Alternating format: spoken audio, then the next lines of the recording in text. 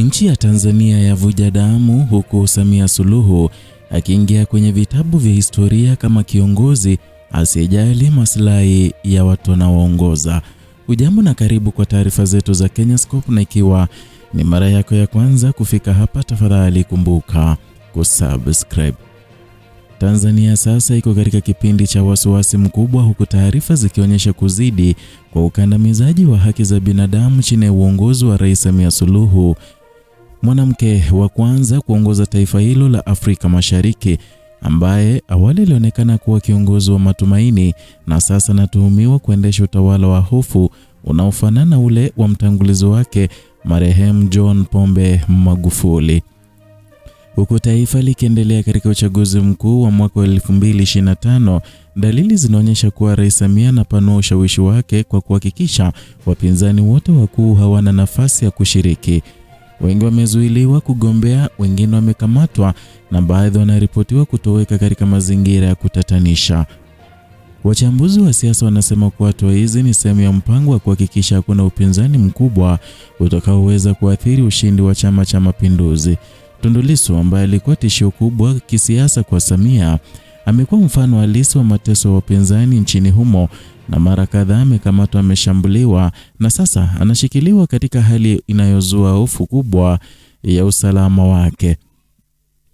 Ripoti zinaonyesha kuwa zaidi ya wanaharakati 120, wanasiasa wa upinzani 40 na wanahabari kadhaa wamekamatwa au wametoweka tangu mwaka 2023.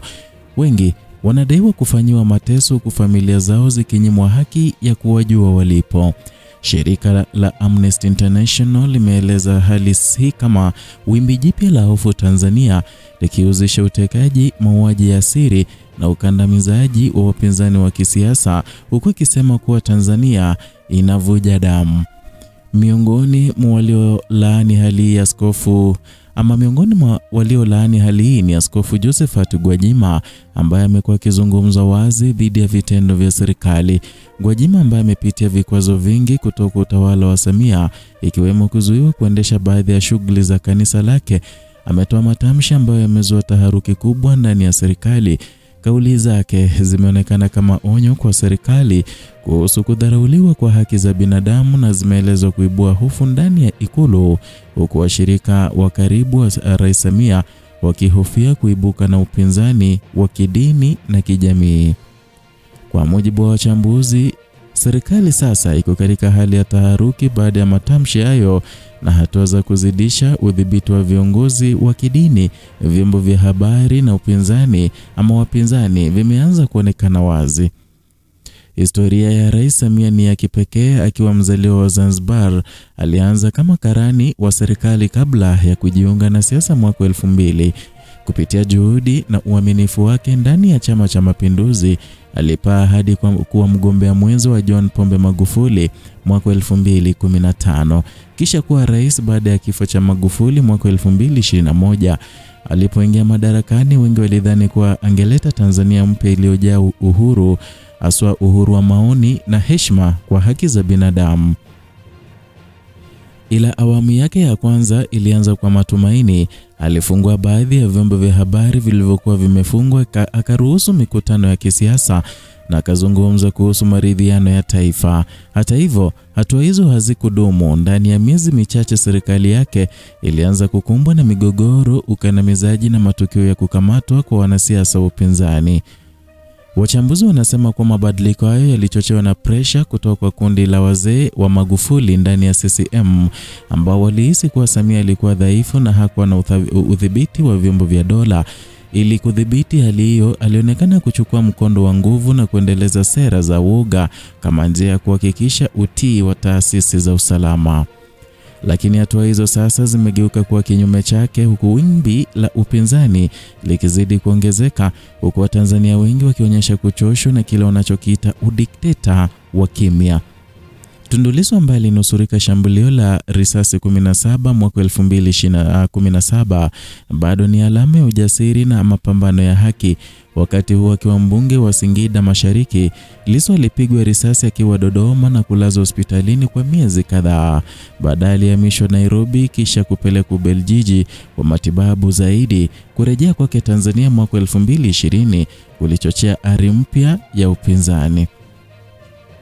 Aliongoza maelfu ya Watanzania katika mikutano ya kisheria akihimiza mageuzi ya kikatiba, huku akizindua kauli mbiu maarufu no reforms no elections, akisisitiza kuwa hakuna uchaguzi huru utakaowezekana bila mabadiliko ya msingi katika tume ya uchaguzi na mfumo wa usalama wa taifa. Sasa akiwa gerezani, taarifa kutoka kwa wanaharakati kama Maria Sarungi zinaeleza kuwa Lissu amewekwa katika death row wing ya gereza la Ukonga akiwa peke yake, huku kamera za CCTV zikimrekodi masaa 24 kwa siku.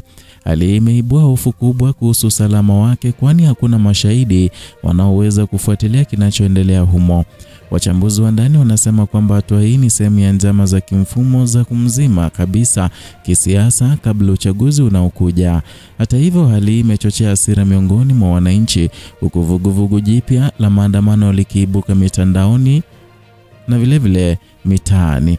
Taarifa kutoka kwa vyanzo vya ndani vya Chadema zinaonyesha kuwa wafuasi wa chama hicho na wanaharakati wa haki za binadamu wanapanga maandamano makubwa ya nchi nzima, na lengo lao ni kudai mageuzi ya kweli, uhuru wa wanasiasa na wote waliokamatwa, na kukomesha kile wanachokiita madness ya kisiasa iliyoikumba Tanzania. Zaidi ya hayo, Watanzania wanaonekana kuchoshwa na hali ya kimya ya viongozi wengine wa dini na mashirika ya kiraia, wakisema kwamba kukaa kimya kwao ni sawa na kushiriki katika mateso yanayoendelea. Katika mitandao ya kijamii, mada Free Tundu Lissu na New Tanzania zimekuwa zikitrend kwa kasi, zikionyesha utayari wa wananchi kupigania taifa jipya lenye heshima, haki na usawa. Wachambuzi wa masuala ya kisiasa wanaonya kuwa ikiwa serikali itasikiliza sauti za wananchi, basi inaweza kukabiliwa na hali mbaya ya kisiasa isiyokuwa na mfano katika historia ya taifa hilo. Wengi wanasema wazi kwamba Watanzania hawatakuwa watulivu tena wakati viongozi wao wanapuuza mateso ya wapinzani na wanaharakati. Kwa sasa hali nchini Tanzania ni tete. Upande wa serikali unaonekana kusukuma ajenda kudhibiti sauti zote za upinzani, huku upande wa wananchi ukiendelea kuandaa mikakati ya kupigania mabadiliko. Hata ndani ya CCM kumekuwa na sauti za chini za wasiwasi kwamba hatua kali zitachukuliwa na utawala sasa zinaweza kuathiri uhalali wa chama hicho kwa muda mrefu. Lakini licha ya hofu na mateso, ishara ya matumaini bado zipo. Wimbi la vijana wanaotaka mabadiliko linaongezeka na wito wa Tanzania mpya unazidi kushika kasi kila siku. Wengi wanatamani taifa linalosimamia haki, utu na uwajibikaji wa viongozi. Watanzania sasa wanasema wazi kuwa muda wa uoga umefika mwisho. Wanataka Tanzania mpya isiyo na utekaji, hofu wala ukandamizaji. Na kama historia inavyotuonyesha, sauti ya wananchi ikiamua kusimama, hakuna nguvu itakayoweza kuizuia. Huu ulikuwa ni uchambuzi maalum kutoka hapa Kenyascope, ambapo tunakufanyia uchambuzi wa kina ambao unaibua hisia mseto miongoni mwa Watanzania. Kumbuka kusubscribe ikiwa wewe ndio mara ya kwanza kufika hapa, na vilevile like na kuacha comment yako hapo chini. Vilevile share video hii ili tuweze kuwafikia watu wengi.